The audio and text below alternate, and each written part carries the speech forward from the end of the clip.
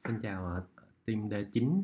Thì hôm bữa Thành có lập một cái kênh D9 để mà mọi người cùng tương tác, làm sub trực tiếp ở trên video, mà không biết lý do tại sao mà nó chặn rồi. Chắc là do lúc đó Thành đặt cái tên mà D9BKE dịch gì nè, người ta tưởng liên quan tới dịch dịch gì đó, người ta chặn rồi, cho nên là lần này Thành đổi lập cái kênh mới nha, là D9BKE Translator. Ok, thì cái này là cái kênh mới Thành đang làm nha. Đây, Thành vào đây, ví dụ do channel ở đây. Ở kênh mới thì Thành mới up có một cái video là bài số 2 thôi.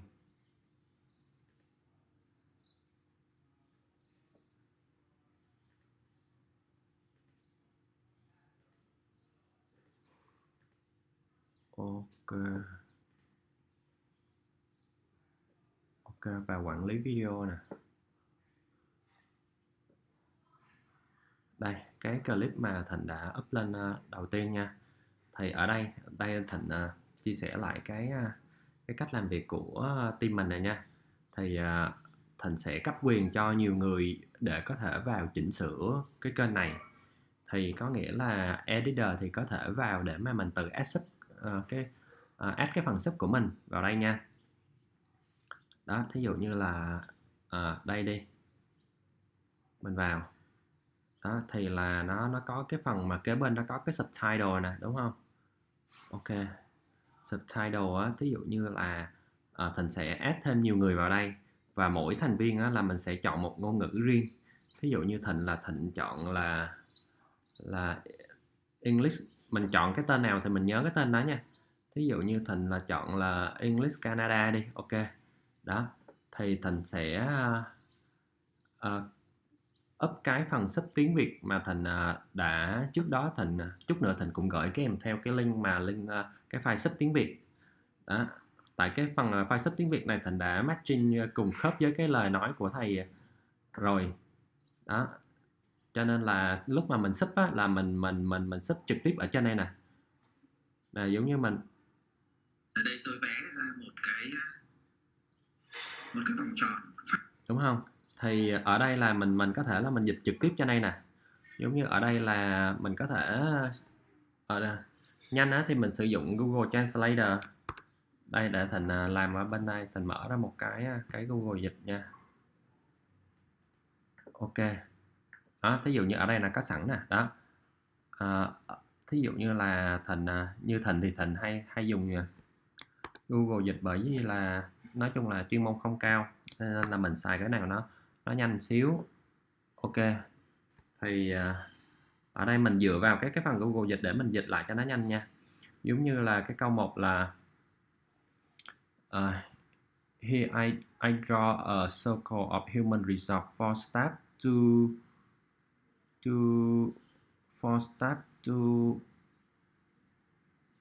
developing for staff to developing their skill.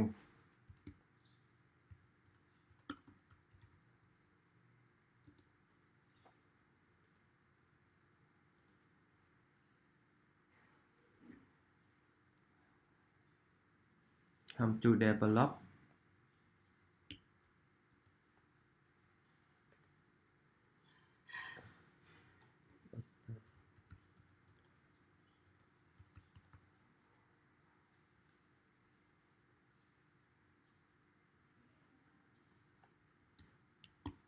ok. Đó, thì kiểu vậy. Thì mình sẽ dịch từ trên xuống dưới nha. Cái phút của ai thì bao nhiêu phút thì mình dịch đúng cái phần của mình. Nhưng mà mình dịch theo trên cái ngôn ngữ của mình thôi nha. Sau khi mình đã hoàn tất cái phần mà mình thấy ưng ý, ví dụ như là Ngọc đi, Ngọc làm từ 1 phút, Ngọc là đang làm cái phần đầu, thì Ngọc đang làm từ cái phút 1 phút 00 cho tới phút 1:50. Đó, thì Ngọc dịch tới phút 1:50 thôi. Ví dụ dịch hết xuống dưới này nha. Đó, đây là phần của Ngọc, thì Ngọc dịch từ đây trở lên. Thì lúc mà mình dịch, lúc mà trong quá trình mình làm thì mình phải add một ngôn ngữ mới mình làm. Nhưng mà sau khi mình thấy ưng ý rồi đó, mình copy cái file này nó ra một cái file Word hay là cái file translator cũng được, xong mình sẽ dán ngược lại. Ok, xong rồi bây giờ Thành tạm thời Thành publish đi. Đó, sau khi mà mình đã có cái ngôn ngữ chính rồi đó thì mình quay lại cái ngôn ngữ gốc, cái ngôn ngữ mặc định là của tất cả mọi người là English USA nha. English USA để Thành add sẵn luôn nè. Đó, English United States thì tạm thời là Thành sẽ up cái file tiếng Việt.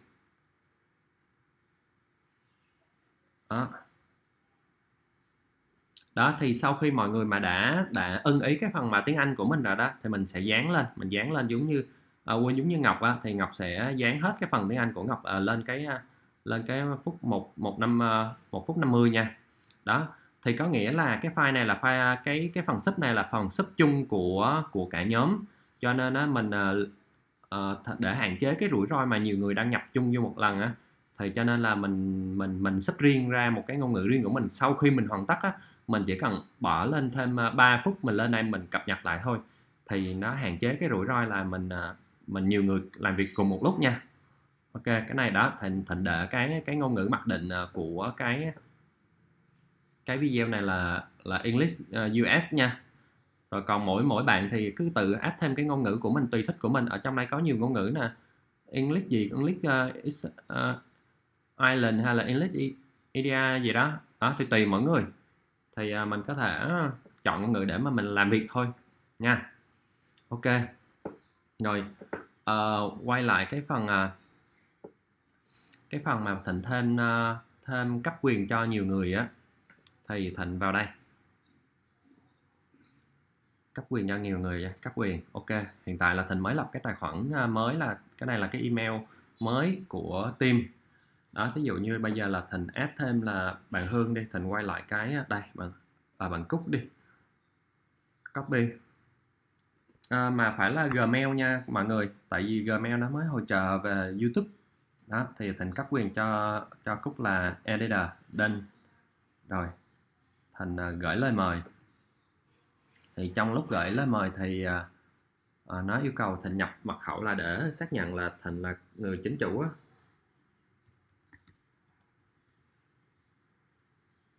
Ok, Thịnh nhập mật khẩu vô để Thịnh xác nhận là cấp quyền cho Cúc.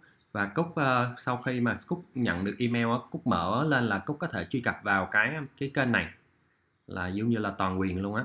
Thì mình có thể tự làm việc trên đó. Còn ở đây á, là hồi trước Thịnh cũng có trình bày cho nhiều người rồi, nhưng mà không biết cái clip lúc đó nó bị khóa, cho nên là bây giờ là Thịnh sẽ add Ngân vào đây đi. Add Ngân vào đây đúng không? Ngân không biết là cái email Ngân nằm đâu, lâu ngày quá quên rồi.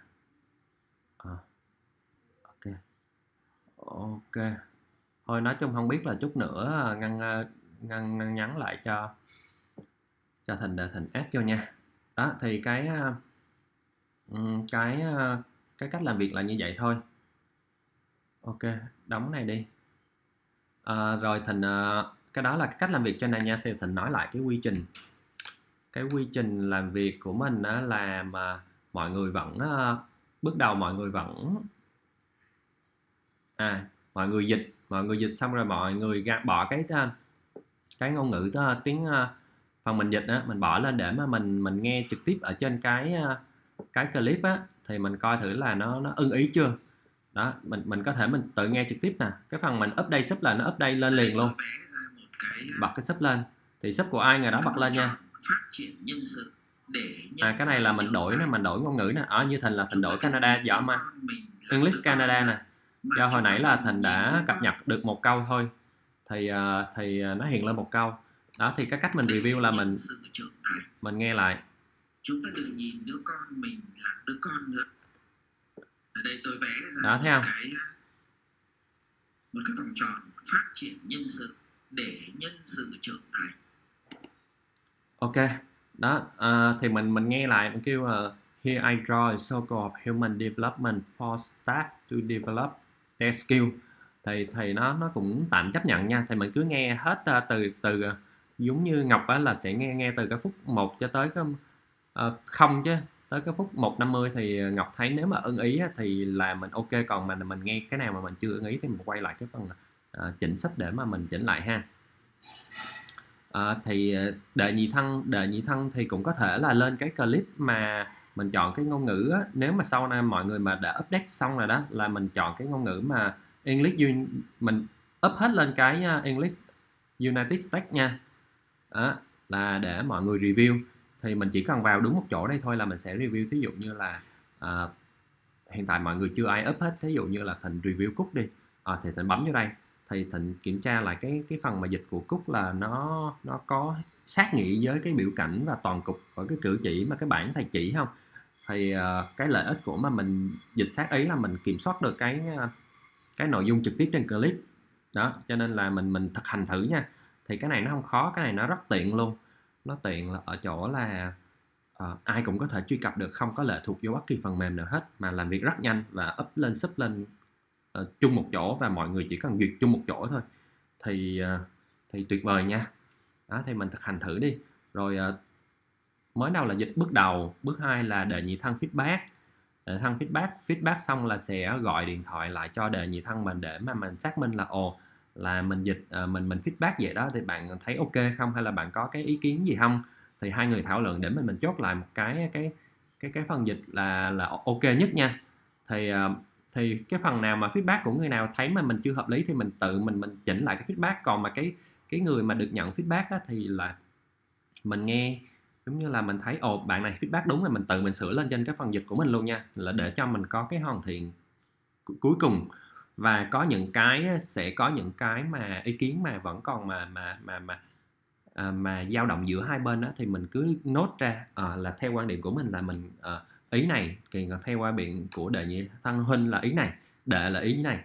Thì từ đó là bạn sẽ cân nhắc để mà bạn chọn ra cái final edit theo cái trải nghiệm theo cái chuyên môn của Ngân đó. Thì sau khi mà Ngân đã làm feedback xong á, thì Ngân báo Thịnh để Thịnh hoặc là Ngân có thể trực tiếp Ngân update lên cái phần sub một cái ngôn ngữ mới đi cũng được đó. Để xong rồi mình chỉ cần gửi nguyên cái clip này cho Dylan để Dylan review luôn. Thì thực ra mình review trực tiếp trên clip là nó dễ hơn.